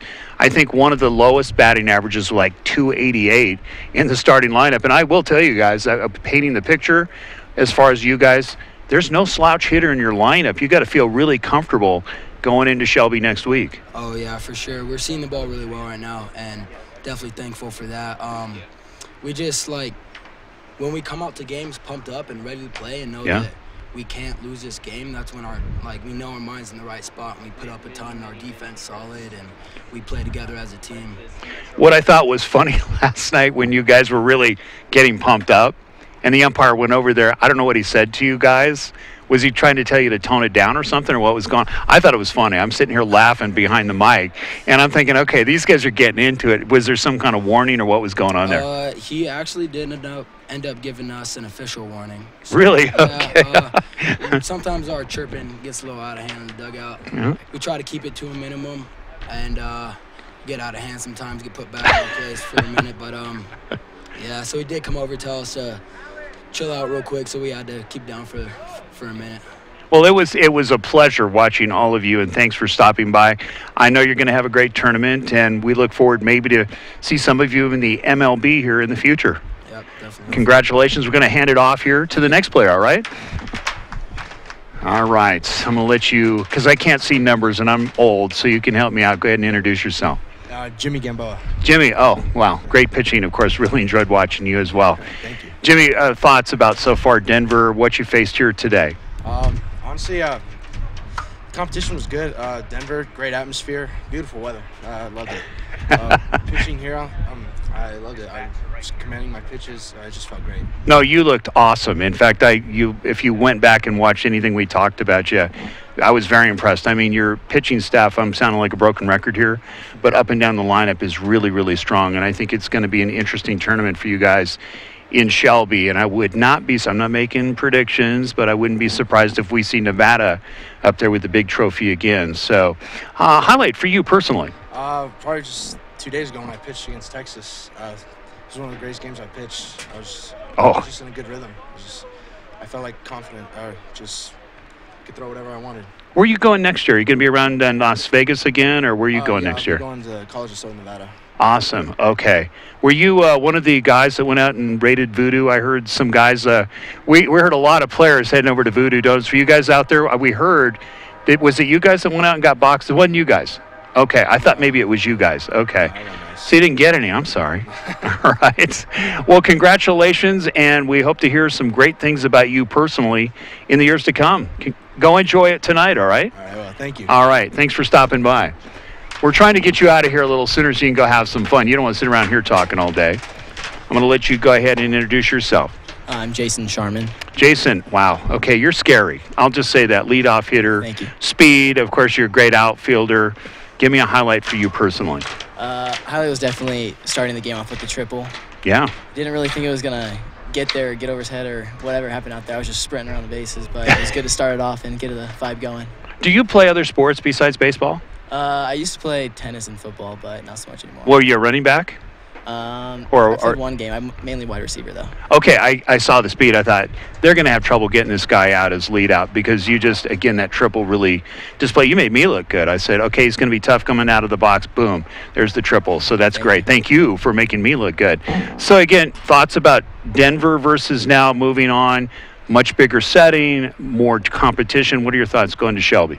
We're just going to have to keep this confidence going and just stay with our approach that we've been working on. We've been really key with our approach in BP and taking that mindset into the game and just keeping it simple, getting people on base and scoring them. I'm a little bit ignorant. Is Josh your brother? Yes, he's okay, wow. I was calling you guys the dynamic duo. I said one with the bat, one with the arm. So is Josh a good hitter too? He's mainly a pitcher. Now, do you guys go against each other? Had you done that growing up and stuff where he'd throw at you and stuff? With yeah? The team. Who won, you or him? It's back and forth. Sometimes he'll strike me out. The next one I'll hit a double. Were you faster to the dinner table than him because of your speed? No, he likes his food. He likes his food, so he's pretty competitive, huh? Yeah. All right. Well, terrific tournament. A pleasure talking to all you guys. Thanks for coming by. Go enjoy. Go have some fun here in Denver. Thank you. When do you guys shove off? I'm curious. I don't know. Do you guys know when we go off? Tuesday. Good. So you get a chance to hang out a bit and enjoy Denver a little bit. And the cool weather. I say that, the cool weather here in Denver. We're not used to this. I mean, this is hot for us. So, Well, congratulations. A pleasure meeting you, sir. All right. Let's go to the next one, the next victim. I'll let you introduce yourself. I'm Darian Williams. Darian, pleasure to see you. Yeah. Can you play? Really impressed with you also. Number 3 hitter. Thoughts about the competition here today? It was good. I mean, this Texas team battled hard all tournament. They were good. They were a good team. A couple other good teams that we played. Good competition overall. You know what I was impressed was the IQ that you guys show out in the field. And do you do a lot of situational baseball kinds of practice when you're with your coach, or you just come in from your other teams and you all have that already? Kind of a little bit of both. We practice a little bit on stuff like that, but it's kind of just everybody's has that natural baseball IQ, I guess. Yeah, I mean, guys were thinking, I mean, obviously Josh picking off 2 runners there in the first and second inning. I thought, wow, that was awesome. And then, of course, you guys able to pull off double plays throughout the tournament and so forth. I mean, how much effort as far as practicing? This is a team that comes together from other teams, is that correct? A few of us, yes. Okay, and where did you play high school? Rancho High School. Okay, so a shout out to Rancho, right, and all your friends there. And so a lot of friends watching you here in the tournament? I think so. Okay, well, yeah. I wasn't really in contact with people. Oh, yeah, you were focused. Yeah, you were focused. Kind of focused on the prize. Yeah, and you're number 3 hitter, right? Yes. Okay. How does it feel to be one of the top hitters on that team? I'm just reading your numbers out. I mean, do you feel confident? Do you feel humble coming into these settings? What are your thoughts? A little bit of both. I mean, I didn't have that great of a tournament, but I know the guys behind me and before me picked me up, and I mean, I'm in that spot for a reason. So I still have that confidence, and I just got to keep doing what I'm doing. Oh, I can see it in the way that you play. It just happens a short stretch. You'll probably just bomb it and hit them big, in the next term. You're just getting warmed up, my friend. So where are you going to be going to school this next fall? UNLV. Wow. Okay, great. Okay. Well, congratulations. Go have some fun here a couple days and get out there and see the sights. Will do. Thank you. Nice to meet you, sir. Nice All right.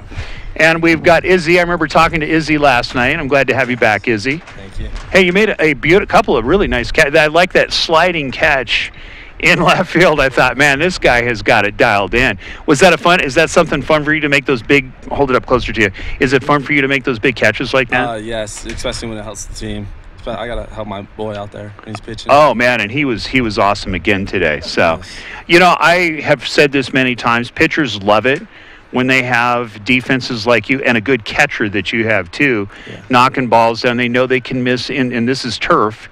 What's the difference in playing on turf versus natural for you? Nothing really. I mean, the hops are, and the skips, that's the worst. But other than that, no difference. Now, the corners here, it's kind of a unique field. Yeah. I mean, you don't really have a straight shot, so when it goes down the corner, you have to come out with your throw. Were you thinking about that in case balls were hit in those corners? Yeah, I had 2 yesterday. I just tried getting them in as fast as possible. Okay, and I know you're going off to college, and you're excited about that. Thoughts about next week at Shelby? What are you thinking? We're going to come out pretty strong. Good competition out there. I think so. I think you guys are going to continue to rise. And, again, I was very impressed with Henderson last year, but you guys are right there, and we expect to hear. We're hoping maybe to see a big trophy again coming up with you guys, and it's been fun. And so what do you want to see here in Denver? Anything you heard you thought, man, I want to go see this? Maybe a Rockies game. Okay, well, they just played the Dodgers today, and they're actually doing very well. They've taken 2 out of 3 so far, so we'll see how they do. But we're hoping maybe you can get out there and go catch a ball game. Perfect. All right. Hey, congratulations. Great game. It's a pleasure watching you.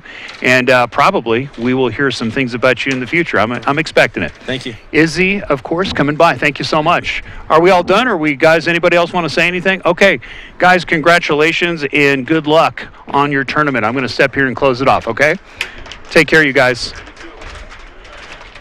Well, that was really a lot of fun here from Denver. Of course, we met some very nice people from all the states. And, of course, really what impressed me besides the level of play was the sportsmanship and just some nice baseball guys that were playing and going out and having some fun. You could see the commitment with all of these players, and you can see they are a team.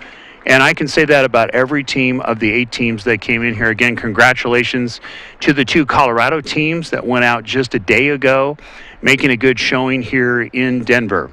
So that's going to do it here from the Region 8 tournament. Of course, it was Las Vegas walking away with it with an 11-1 victory. And again, a very good team that we enjoyed hanging out with also with League City, Texas, and that's Post 554.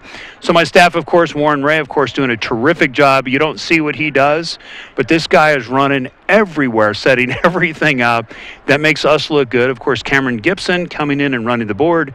And Nick Arcio, who stepped in really off the bench with no training and did a terrific job. And I got to throw in Wally Weld, right? Yeah, Wally Weld, of course, baseball operations. So for all the staff here for Colorado American Legion Baseball, we will see you next time. Have a great afternoon.